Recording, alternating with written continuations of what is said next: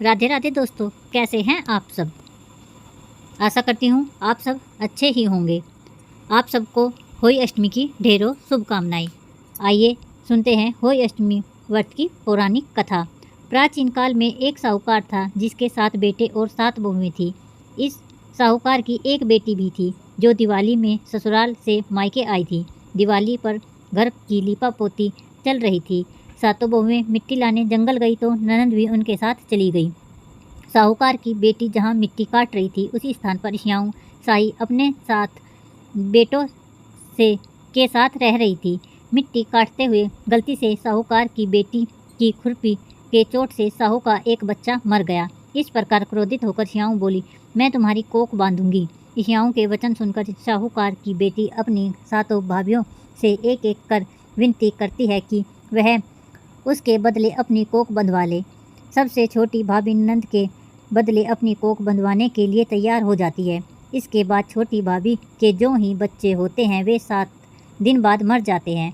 7 पुत्रों की इस प्रकार मृत्यु होने के बाद उसने पंडित को बुलवाकर इसका कारण पूछा। पंडित ने सूरी गाय की सेवा करने की सलाह दी। सूरी गाय से प्रसन्न होती है और उसे श्याऊ के पास ले जाती है। रास्ते में थक जाने पर दोनों आराम करने लगते हैं। अचानक साहूकार की छोटी बहू की नज़र एक ओर जाती है। वह देखती है कि एक सांप गरुड़ पंखनी के बच्चे को डसने जा रहा है और वह सांप को मार देती है।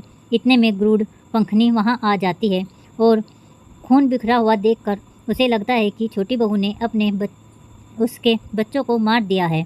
इस पर वह छोटी बहू को चोंच मारना शुरू कर देती है। छोटी बहू इस पर कहती है कि उसने तो उसके बच्चों की जान बचाई है। गरुड़ पंखनी इस पर खुश होती है और सुरही सहित उन्हें श्याऊ के पास पहुंचा देती है। वहाँ श्याऊ छोटी बहू की सेवा से प्रसन्न होकर उसे 7 पुत्र और 7 बहुएं होने का आशीर्वाद देती है। श्याऊ के आशीर्वाद से छोटी बहू का घर पुत्र और पुत्रवधू से हरा भरा हो जाता है। होली का अर्थ यह एक भी होता है कि अनहोनी को होनी बनाना और किसी अप्रिय अनहित से बचाना। जय हो होली अष्टमी माता की।